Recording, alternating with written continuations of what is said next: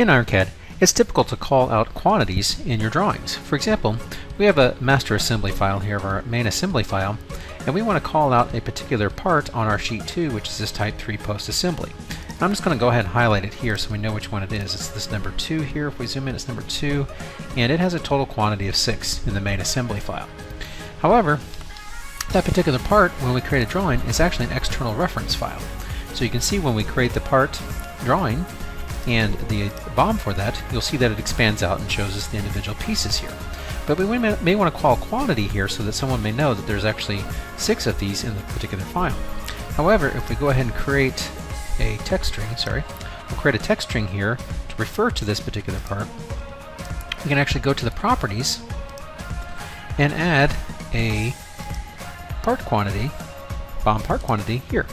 When we hit OK, notice it gives us a quantity of 1. Because this external file, there is only one of these particular parts. We want to refer to the main assembly file and its quantity.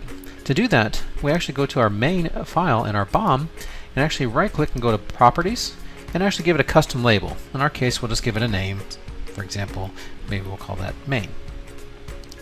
Now, on our drawing, when we want to refer to that, we can go back into our texting properties and actually add, before the actual callout string, we can actually add a bracket and the name file for the BOM that we want to pull the information from. So we want to pull it from that main BOM that we labeled and pull its BOM quantity from there. When we hit OK, you'll notice that value changes to 6. So it gives us the quantity that we need for this particular drawing.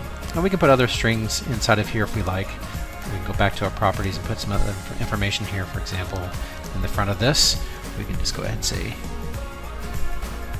quantity equals and hit OK, and now we have a better string showing us our value and our quantity total. So a very handy tool now in IronCAD 2022 Product Update 1 to be able to call out quantities from other BOMs.